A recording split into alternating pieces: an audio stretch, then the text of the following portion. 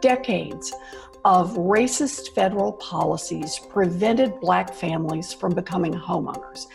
Black homeownership hit its highest point in 2004, and even then, only about half of Black families owned homes. Then, thousands of Black families lost their homes during the Great Recession, wiping out nearly all of the growth in Black homeownership since the Fair Housing Act. So a direct result of our nation's legacy of racist, harmful policies is that Black families are less likely to own homes and less likely to have generational wealth that comes from home ownership in order to be able to help the next generation afford a down payment, so they are more likely to be renters.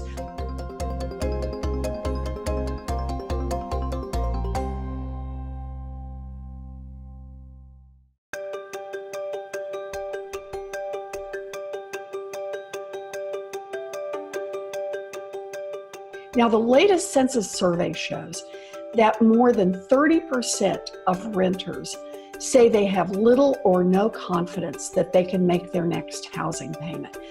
But for white renters, that number drops closer to 20%, while more than 40% of Black renters and Latinx renters aren't sure they'll be able to make rent.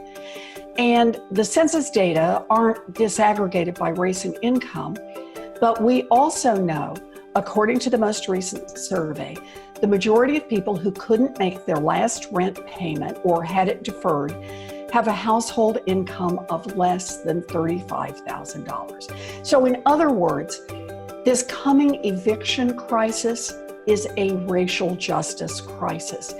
And failing to put safeguards in place to keep people in their homes is most likely to harm the most economically vulnerable Americans and to harm communities of color.